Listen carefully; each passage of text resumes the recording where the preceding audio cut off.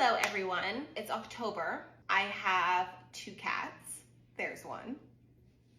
I feel like it is a necessity that I do the Quiet Place challenge, the Quiet Place Day 1 challenge. I know that this trend is now kind of old, but I also know that the star of that movie was the cat.